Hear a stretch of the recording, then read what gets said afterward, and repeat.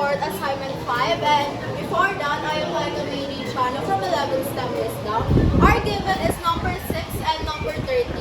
The number 6, the limit of 7 raised to the power of 2x minus 7 minus 5 as x approaching 3. Now we will go into substitute direct substitute the number 3 here. Typical 7 raised to the power of 2 times 3 minus 7 is minus 5 is equals 7 raised to the power of 6 minus 7 minus 5. So as you can see here, the exponent is negative. So gagawin natin siyang fraction, magiging 1 over 7 minus 5. And then ipagta-times natin yung 7 sa negative 5, magiging negative 35 over 7, and then kinapi lang natin yung denominator. Ngayon, pwede na natin siyang isubtract.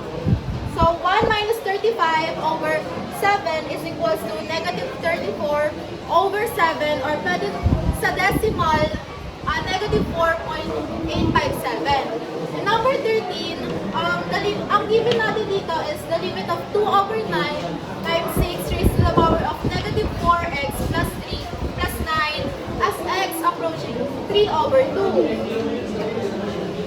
Ganun lang din, isi-substitute natin yung 3 over 2 sa kay x, and then directly substitute lang din.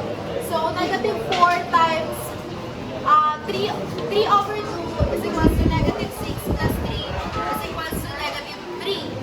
Again, yung exponent natin is negative ulit, so gagawin natin siyang fraction.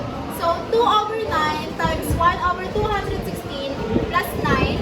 Ginawa natin dito is pinag-multiply natin 2 times 1 is equals to 2. 9 times 216 is equals to 1,944.